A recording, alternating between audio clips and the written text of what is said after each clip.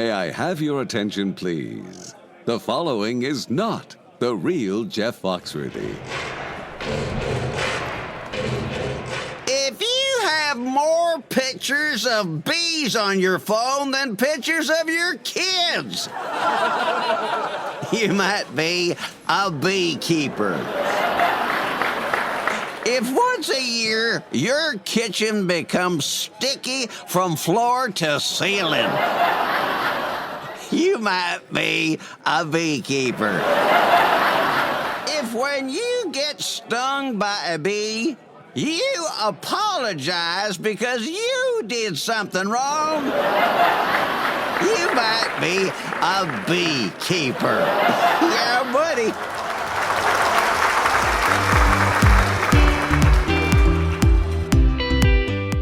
Welcome to Bee Love Beekeeping podcast, presented by our friends over at Mann Lake. At Bee Love, we're all about the honeybees and, of course, the beekeepers. Before we jump into our interview today with Patrick Hardy, an emergency and disaster professional and master beekeeper from California, we have a brand new segment we're just calling Did You Know?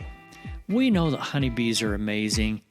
On today's Did You Know segment, we're going to throw out 7 fun facts about these beautiful creatures. Keep track of how many you already know. All right, here we go. Did you know that ancient Romans used to throw hives of bees into enemy camps? Or that the words bomb and bee both have the same Latin origin? Did you know that a honeybee can fly up to 15 miles per hour and beat their wings 200 times per second? Did you know that 1 ounce of honey would fuel a bee's flight all the way around the world? Did you know that a pound of honey is made by 2 million flower visits? Did you know that honeybees have super senses of smell because they have 170 odorant receptors, whatever those are? Did you know that honeybees can do basic math and understand the concept of zero? They can even recognize odd and even numbers. And did you know that a strong colony of around 60,000 bees flies the equivalent distance from the Earth to the Moon every day? All right, how did you do? Now let's go out to California and our interview with Patrick Hardy.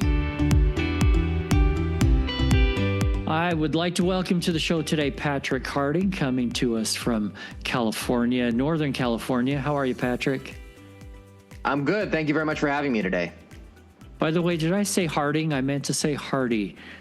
Yeah, happens all the time. Yes, it's Hardy. When I was growing up, my mom was a big mystery fan, and my mother's name is Nancy, and she used to read the Nancy Drew mysteries when she was young, and then she married a man with the last name of Hardy, and so now she's like, it's like we have, and it's my brother and I, so it's like we're the Hardy Boys, and she's like Nancy Drew, so that's how we tell people to remember it. Or Laurel and Hardy or something. But anyway, apologies for that. Not at all. Patrick Hardy. We're going to cover a couple of things today, but the first one is what's really timely right now, and that is we've had these horrible fires going on in Southern California, and the human tragedy and everything else is terrible. But we want to talk about the beekeeping side of it, because there is a beekeeping side of it. And being in California, I know you're not in that area, but tell us what you know about it and how we can all help. Yeah, what I know about it is so far, I can give an update as of today, is that there are a number of beekeepers. I would provide an exact number for today, but I don't want to do that until probably we're in the disaster recovery phase. But right now we have a number of beekeepers who have essentially lost everything. They've had, obviously, hives destroyed. They've lost tools. They've lost suits. They've lost foliage. They've lost everything. It's like, and if you look at the pictures, it gives you a good idea because it looks like a bomb's gone off and that there are entire areas that have just been clear cut as a result of the wildfire. So that's what we know so far. We're looking into future weeks that I should say, first of all, this weekend, we are looking at more Santa Ana winds, high winds, unpredictably moving into different directions. And but we're hoping that within, a couple weeks or so, we should start to see a basic decline in the spread of the fire, so the containment levels should go up. I've been an emergency and disaster professional for 20 plus years, and I actually worked in this area, and I actually currently have clients there as well. So I will be traveling there in just a few days to talk with clients. One of the things that I sort of discovered is that because there's been so much clear cutting as a result of the wildfire, we know that there are still going to be evacuations. There's still going to be red flag warnings, even pushing into Southern California down past Los Angeles. So that's really where we're at right now. At some point, I would think within the next couple of weeks, we're looking at a disaster recovery phase. Okay, tell me about Bee Platoon. What is that? I created a Bee Platoon. I founded it. I was matriculating through the California Master Beekeeper program, and you have to do a capstone project. And they said, what would your capstone project be on? And I said, I want to create a disaster team that is specifically devoted to helping both beekeepers as well as first responders.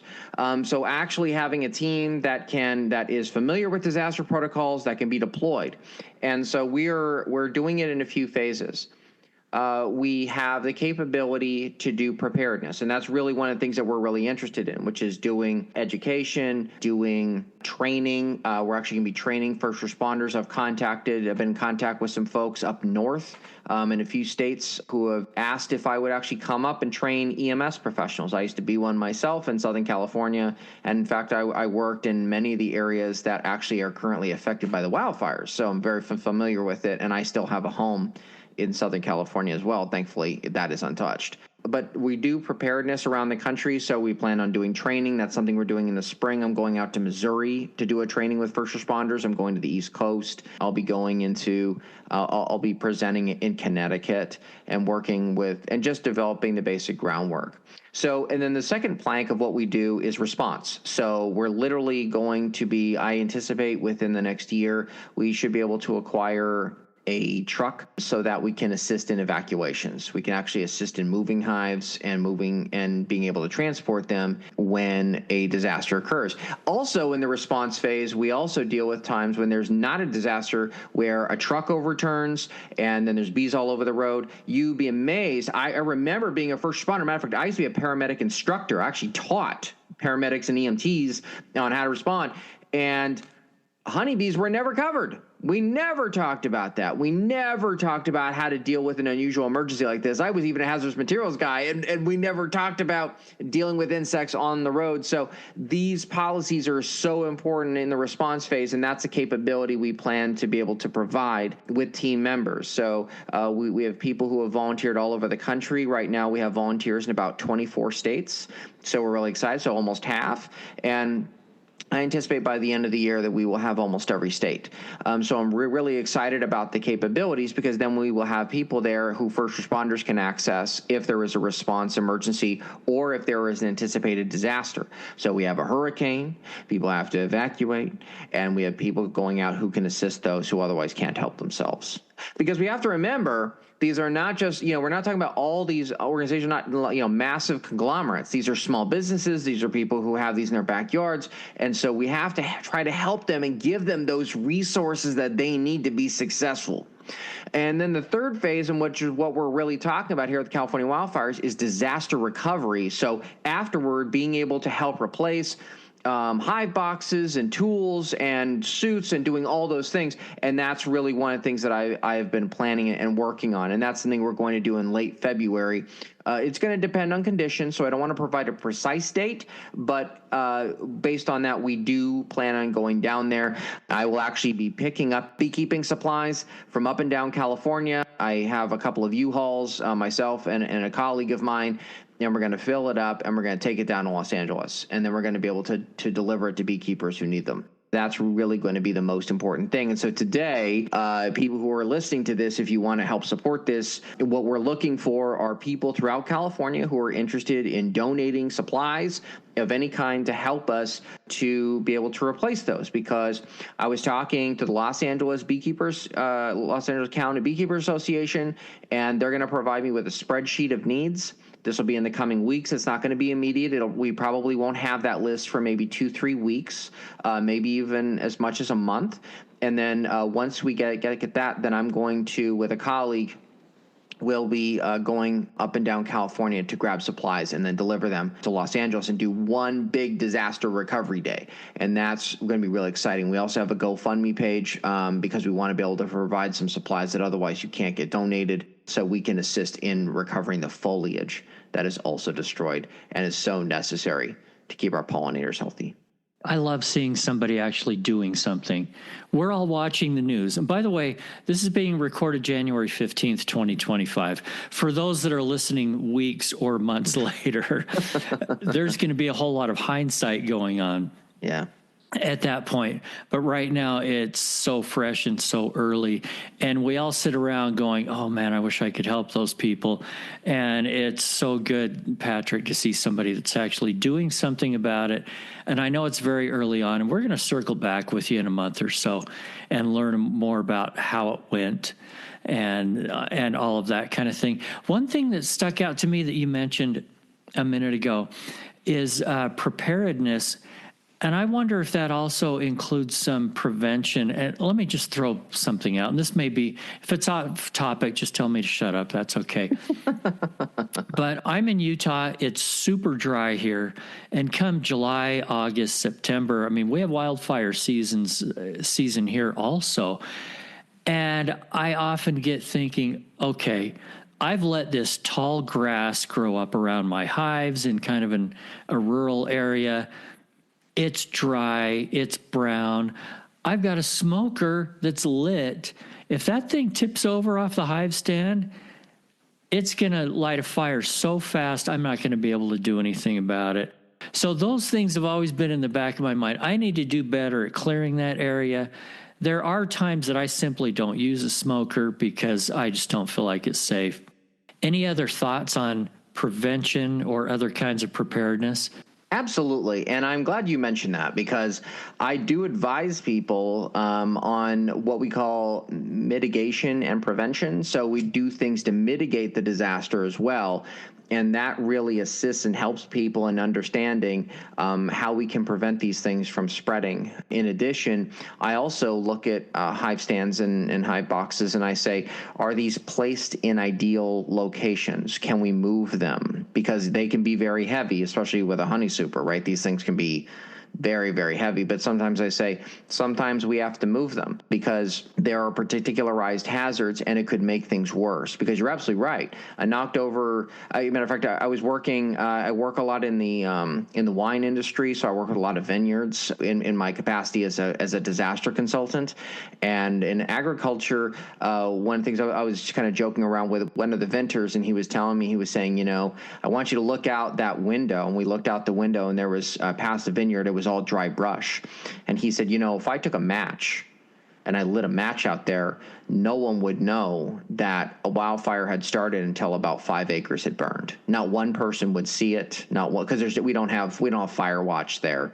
There's no. I know that you see that on TV. That's not the case in most counties that I've ever heard of.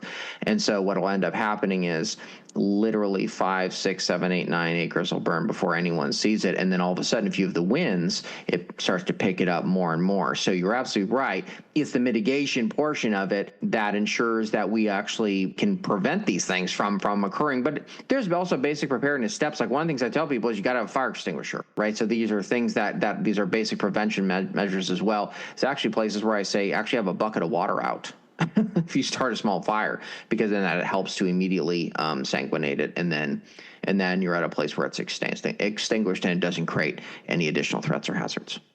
When you get a scare, you really think about it. Mm-hmm. 3 summers ago, we had a wildfire that came right across the street from the end of my driveway. Mm-hmm. So it's about 100 yards or so from my house, 150 yards. And I'll tell you what, it really gets you thinking. Okay, we got evacuated, all that sort of stuff. I have some beehives here on my home property, my 5 acres, and there was nothing I could do. I did not have time to load them up, move them. You know, we were just looking at, okay, let's throw some photographs and computer hard drives and things in the car and the dog and get out of here. And so you leave going, I hope they're okay when I get back. I hope those boxes aren't burned up and stuff. And that is not a pleasant feeling. So we want to prevent that as much as we can, obviously. All right. Enough about the depressing stuff. Let's talk about some fun beekeeping. Okay. You're a master beekeeper in Sacramento, correct? Correct. What is it like keeping bees there? Well, I actually can't keep bees directly on my property, so I had a mentor who who helped me through the program as I was matriculating through the Master Beekeeper program, and he keeps my hives for me. It's really a great experience. I actually lived in a place called Lompoc, California. You ever been down to Santa Barbara, Eric? You ever been down there before? Yeah. Okay, so like Lompoc's a little farther north because I worked near the Air Force Base. There, it's right by Vandenberg Air Force Base. And so I was doing a lot of swarm work because where I lived, once again, you couldn't actually keep bees. There was a local ordinance. And weirdly enough, even though Lompoc is called the Valley of Flowers, you'd think you'd be able to keep bees. But literally in the subdivision I lived in the village, you couldn't keep them. So one of the things I would do is I did a lot of swarm work. And as a result, because I am a consultant, I travel so often, it's a little bit of a different experience than with other people because I have a great person who helps, maintain the health of the bees. And I come by a couple of times a week. He gave me a key and I can actually get into his backyard area and I can actually manage the bees. But it's really fun because I actually get to, maintain them myself and versus, just handling swarms. Because the way I used to do it was I'd get a swarm, I put them in a bee box and I'd be calling beekeepers and saying, would you like a swarm? And that's what I would do. I would take them there because that's really the genesis of all this was I was a swarm responder.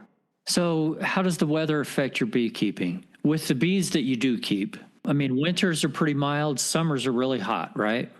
Really hot. Yeah, over 100 degrees. Yeah, so you have to be really careful. So you have to put them in certain kinds of overhangs. You can't just leave them out where we are.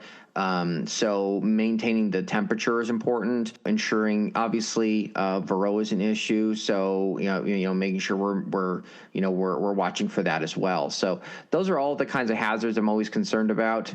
Actually, this winter we've had, I don't know if you've noticed or not, but in this part of the winter, it's actually gotten rather cold. It's gotten much colder than it has in previous years. So that's actually a consideration as well. And it doesn't help that I've been doing so much traveling. So I've been calling my mentor saying, hey, can you do this? And he goes, no, don't worry. I'm watching them. And so it really helps because, when I'm able to go back, he's able to give me a report. Here's what's been going on. Here's the health of the bees. So in the winter, is it most of the time warm enough, though, that they can get out and forage? But is there any forage? They can. Where he lives, there actually is a lot of forage. Luckily, one of the things that I have done when I've been working with beekeepers north of Sacramento is that sometimes there's not a lot of forage. If you remember, we had the campfire up north, and there were a series of different fires. There was the August Complex fire. We had, as I said, we had the campfire up there. We had other fires. And so as a result, you have entire clear-cut areas. Now, luckily, there's not a lot of people who live out there. So it's a little bit different. So you have to buy pollen patties. You have to do those kinds of things. Otherwise, there just isn't anything. Now, where he is, there actually are a number of gardens in the area, and he actually has of course, he has his own hives, and so he has a pretty active garden. So he makes sure that there are flowers out, and he makes sure that there's. And I ask him about it. I say, if I need to provide something artificially, I will do that. So that's pretty much how I want to handle it. As much it's a little bit different for me, as I said. But I'm always really careful about ensuring that, when I go out there, I'm, that we're trying to ensure the good health of the bees as much as we can, especially even if you have a busy lifestyle. I get it. Let me just take a minute here to thank our presenting sponsor, Mann Lake. I've been asked, does Mann Lake provide equipment for commercial beekeepers? Yes. Do they provide equipment for sideliners? Yes. How about beginners? Yeah, of course. Protective gear, yes. Queens, nukes, and packages, yes. Processing equipment, yes, and yes. There is a reason that Mann Lake is the #1 supplier for thousands and thousands of beekeepers. In fact, I could give you 100 reasons to try them, but let's start with just 10, as in $10 off your first $100 purchase with the discount code MLBLOVE10. Don't worry, it's all in the show notes. Seriously, you'll be happy you gave Mann Lake a try. And now, back to the guest. So I've seen videos of a beekeeper in Texas that does swarm removals. And it all looks so beautiful and lovely, and the bees are always well behaved, and you don't need protective gear or anything. Is that what you do, Patrick? You mean like going out without a uniform on or without a suit on? Yeah. No. And I will tell you this. I see this all the time on TikTok. I see this on YouTube. Far too much. Way too many people who are responding to swarms and they're not trained.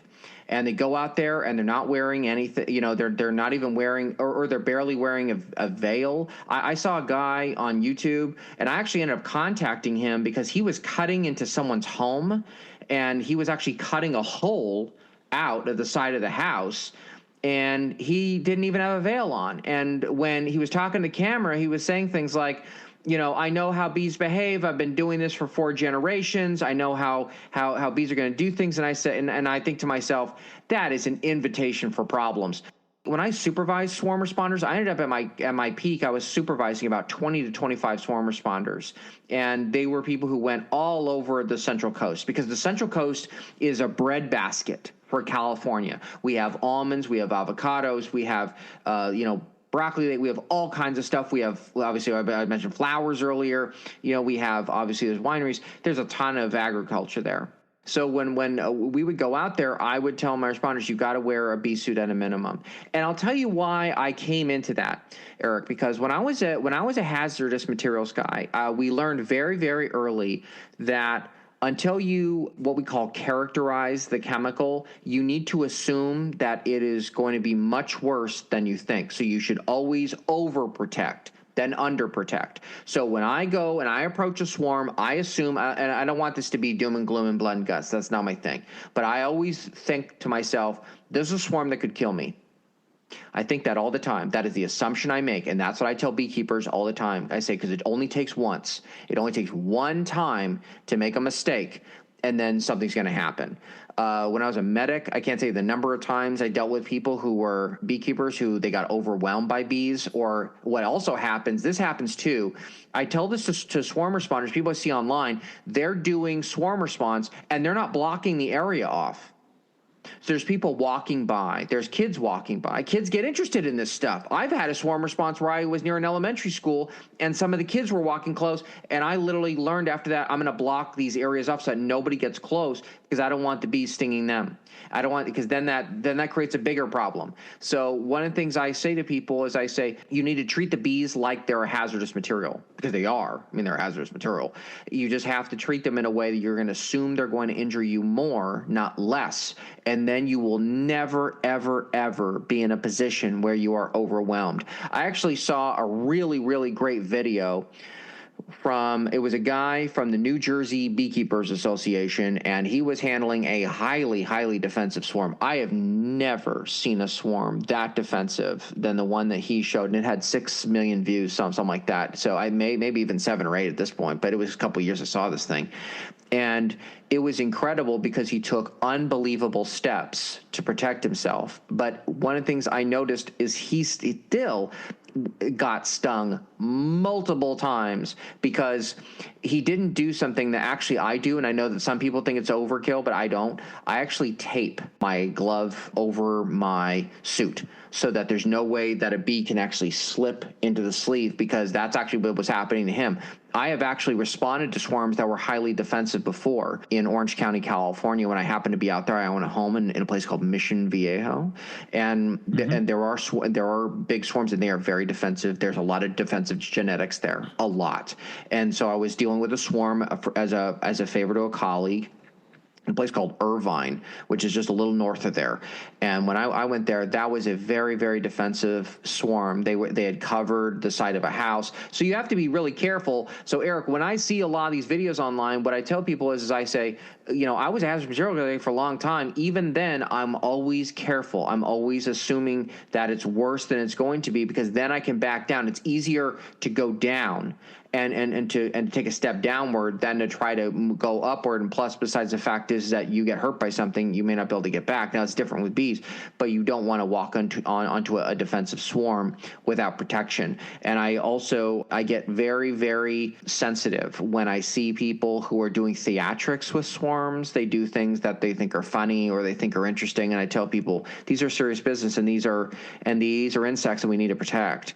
And so we need to make sure we're using the right tools and equipment and things, and those are the things that are important. It doesn't mean you have to have professional bee boxes every time. If you can have a cardboard box, that's fine, but you do need to take the necessary protections for yourself and for the people around you. I appreciate that message. I think it needs to get out there. You're also in an area, especially Southern California, where there's a lot of Africanized genetics. So there's going to be a lot of defensive behavior going on. Oh, yes. And the thing that people that don't know beekeeping don't see about those videos is that those people that go in there completely unprotected, they probably first off camera went in like what you're talking about, fully suited up, got an idea, okay, this particular swarm, they are just lovely little girls and they're in a good mood today. Right. So I can go ahead and do this stuff. People don't see that. Right. And then they end up in the ER, and that just worries me so much that there's too much of that. It worries me too, Eric, and I'll tell you why. It's not even the experienced beekeepers I worry about. I mean, sometimes I do, because sometimes I think they get a little overconfident and then they walk into a scene. But the smart ones know, I put on a suit, I'm going to check it out, because that's really what professional swarm responding is really about. Because you're not an entomologist for the most part. You're not, and even then, there is no way to look at them and say, okay, automatically I know they're going to behave like this. I know they're going to behave like that, because I've seen swarms that seemed really docile, and then something will happen and they get agitated by something, and they will swarm just like that. So it's massive. Well, what I also worry about, and I have seen this happens a lot, is that people who are younger, who are, they're inexperienced beekeepers, they've not been around bees, they don't understand their behavioral characteristics, they don't understand the idiosyncrasies. And you and I know when I say idiosyncrasies, what I mean by that, because bees there is a very specific way that they can respond to swarm responders, because, they don't know you ultimately, right? They don't understand what you're trying to do, even though they don't realize it, but you're trying to help them. In reality, they don't know those things. But one of the things I do is I see people who are not experienced. They go, that person in Texas, he did it and he didn't have anything on. He was just wearing a T-shirt and jeans and a pair of boots. That's all I need.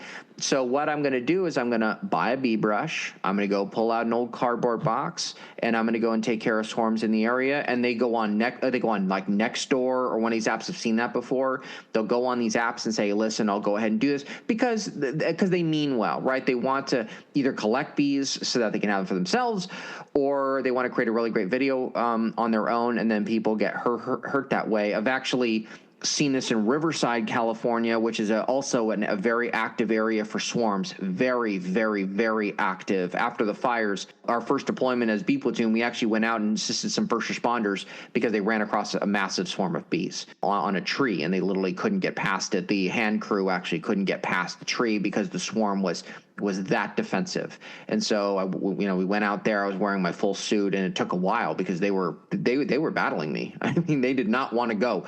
And so that was why when I see some of these things online, and with some beekeepers, I turn to them and go, you understand this is just not responsible behavior. And we just, not because, you don't know, just like, I think, actually, Eric, I like your theory, because I have a feeling you're probably right. I think that probably is what they're doing, which is they go in, they know what these bees, they're either characterized or they're a split from one of their own colonies, they know, and then they know how they're going to behave.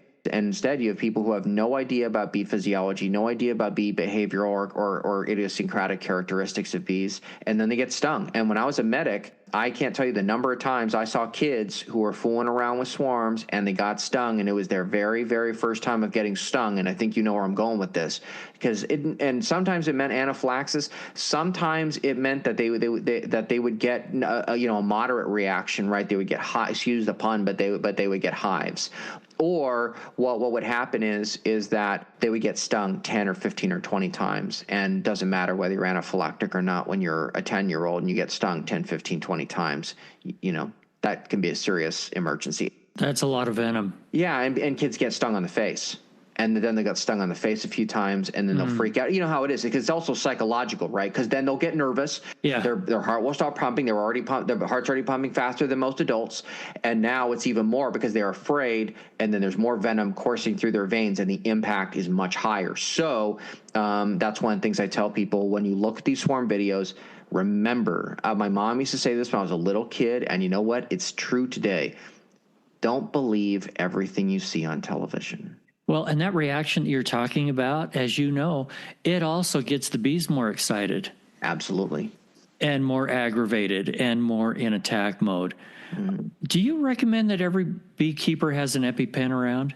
I do. I believe that even if you are someone who is that you're characterized, in other words, you've been stung before, and you know what that, you're not going to have an immediate anaphylactic reaction, that means nothing.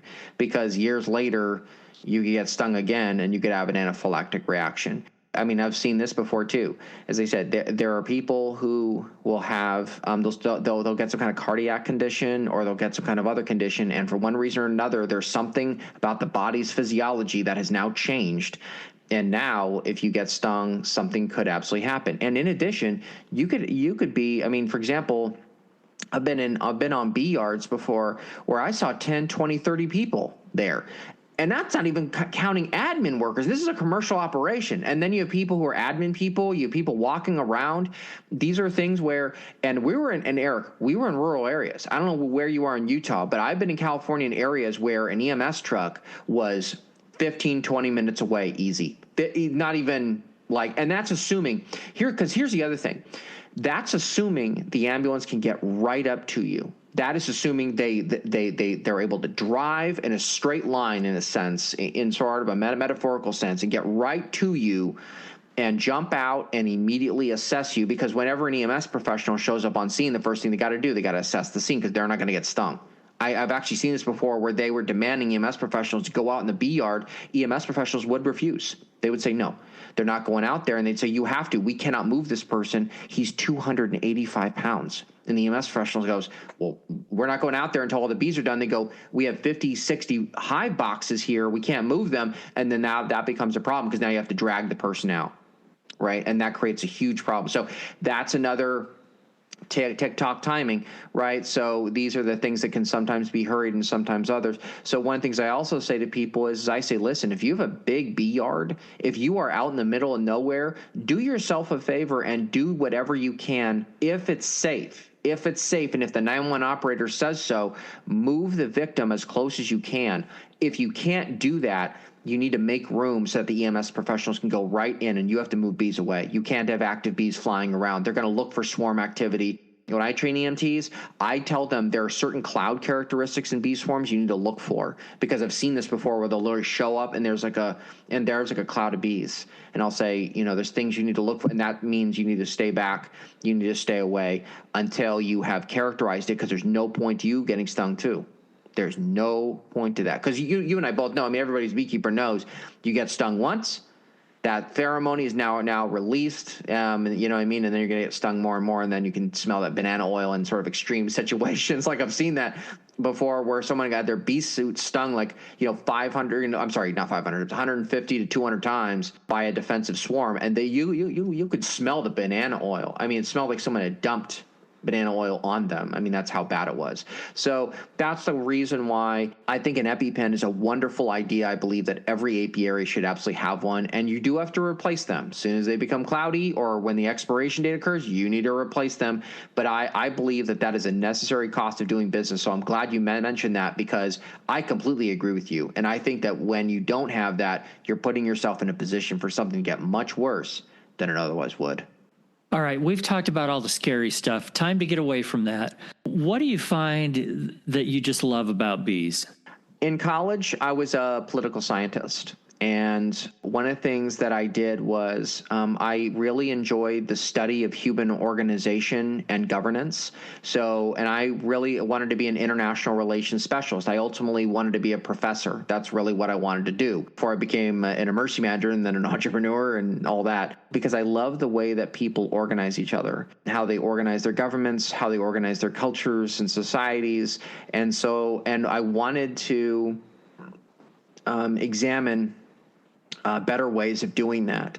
And one of the things that fascinates me about bees is their organization, how they do diffusion of labor, how they are able to, within a eusocial environment, determine who's going to do what and ensure that there is this sort of machination of ensuring that everything runs smoothly year after year after year. And there's so much, and I'm going to use the human word, there's so much turnover. And by turnover, we mean, the bees die, right? And even when the new bees come out, you have to have a kind of continuity of ensuring that there is an adequate diffusion of labor so that they know these bees are doing this, and then you have the scout bees, and then you have the guard bees, and then you've got the bees that are the crypting bees, the ones that sort of take the dead bees out. So, these are all things that they do, and they maintain that incredible organizational pattern.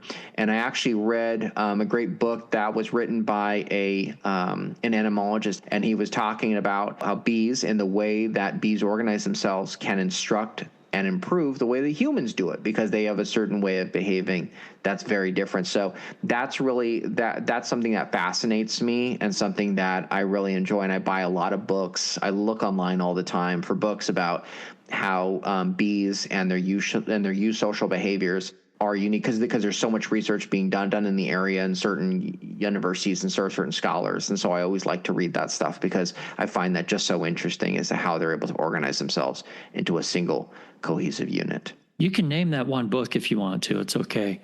Absolutely. It's called Honeybee Democracy, and it's written by Thomas Seeley. It's on Amazon. I highly recommend it. It is very, very interesting and talks a lot about how they have created this sort of democratic structure. And by democratic, I don't mean Democrat versus Republican. I mean democratic as in a democracy. How they determine who is going to be doing what, how they ensure that they have the right balance. And so those are things that are all very, very important. And that in the end, he was talking about how bees ultimately make decisions collectively. It's not one bee making all these decisions. They do that collectively. And he said, how do they do that? How do they communicate? How do they make these decisions? And he creates a very clever answer. And so it's a wonderful book. I'd recommend it to anybody. Oh, you've read it. Oh, yeah, I've read it. It's really good. It's definitely worth reading. And I think he refers to the word democracy because as the scout bees go out looking for a new place to live, they come back, they pitch their place, and then everybody sort of votes on it. They do. That's right. And the cool thing is, and if we could only do this in our society, once they have voted, they all agree, okay, we will all jump on board, we will accept that person's decision, and we will all go there. Absolutely. And it is that decision-making calculus that ensures that they've all considered everyone's quote-unquote opinions or their perspectives, right? Because every bee, because of what they do, is very different. They each have their own perspective. This is best for us versus this is best for us. And then in the end, that choice still has to be made, and there has to be an ultimate decision, just like there has to be an ultimate finality in any democratic choice. And so bees do it. So I'm glad you've read that book. Oh, yeah. Thomas Seeley's written a number of books. I've actually read all of them. I have the other one here, too, The Lives of Bees, which is also a wonderful book. Have you read that one? No, I haven't read that one. Okay. But, hey, Tom, you're going to owe us something for this big plug on your books. I'll ask him for a royalty. But no, he's very well respected. Everybody knows who Tom Seeley is. And anyway, okay, before we wrap up, I'm going to give you a chance to tell us some kind of wild and crazy beekeeping story you've had. And doing swarm removal, you probably have 1,000 of them. But tell me one or two that stand out to you. I was living in Lompoc, California, which is near Vandenberg Air Force Base, and I got a call. And they said, we have a swarm. Will you go ahead and help us out? And I said, sure, I'd be happy to come out. And they gave me the address. So I showed up, I knocked at the door, and I did the usual thing. And I said, I assume it's in the backyard, right? Or it's somewhere in the yard here somewhere. I don't see them, but I assume there's some somewhere. And she said, no. And she opened the garage door, and there they were, inside a Mercedes-Benz on the back seat. The bees had covered the entire back seat of the car. And literally, This Mercedes was, I mean, this had to be an $80,000 Mercedes. It isn't just like one of the, you know, the line ones. It was like a really nice car, and they'd maintained it, and it was obviously waxed and everything. And the thing had bees all over it. I'd never seen that many bees before get into the inside of a car. And just at the end of it, after I had collected all the bees, I asked the owners, I said, can you think of anything that would have happened? And they had no idea. And then we finally determined, after I sort of asked them some questions, that one of them was using a perfume that was very attractive to bees. And so so that's his theory. I mean, we have no idea for sure, but that it was all over the seats, because you could actually smell it. So I have a feeling they somehow got in through there, and it just covered the backseat of this incredibly expensive car. So that was one. The other one was I was doing a swarm removal, and I got a call out to go to a gun range. The gun range had a swarm, and one of the people who was paying to be on the range accidentally shot the hive that was there, and there was an immediate swarm. And so you have all these guys, well armed, ran into the building and closed themselves off, and you could see the bees banging into the window. That's how much they wanted to get at them. Wow. Yeah, their guns aren't going to do them any good whatsoever. And I just thought it was so funny to see all these guys who were heavily armed. Some of these men were carrying 45s, and they were carrying these different guns and stuff, and they all like ran inside. And they had closed all the doors and everything, and they'd thrown like a towel at the bottom of the door because the bees were trying to get from underneath the doorway. It was just funny to see all these guys going, keep these bees out. And so we had to go out there.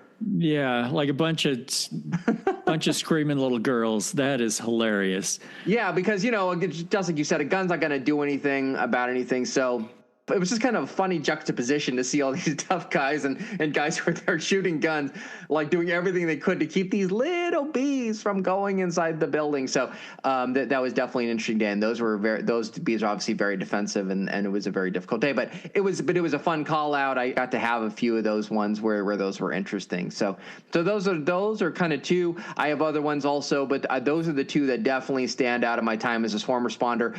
I will tell you this, Eric, being a swarm responder on the Central Coast is fascinating, because you have agriculture and traditional ways people do things, and then you have this high-tech stuff. You have SpaceX, you have Vandenberg Air Force Base, and you have the military, and you also have the oceans, you have tourists. So it is a very, very interesting place to be a swarm responder, because you get to see so many things, and people have lived there for generations and generations. So it's a lot of fun. So those are just two of the stories. As I said, it's just a really interesting thing. And so that's one of the reasons why, when you and I were talking earlier, I get very protective about that, because I want people to respond to swarms safely and effectively for both themselves as well as for the bees. Hey, Patrick, it's been a ton of fun. Thank you for joining me today.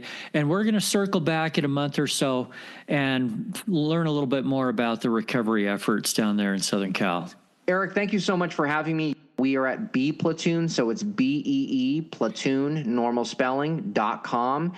We'd love to have you join the team. All you got to do is, there's a simple sign up on there, and come and join us. But we're going to be having a lot of conversations over the next month. So Eric, I would love to come back, because there's going to be so many great things to talk about, because we are going to be organizing the largest disaster recovery in beekeeping history. So we are really going to do everything possible to help get people back into place, so that these pollinators have a way of thriving once again. This is an important ecosystem. We can't throw away our pollinators.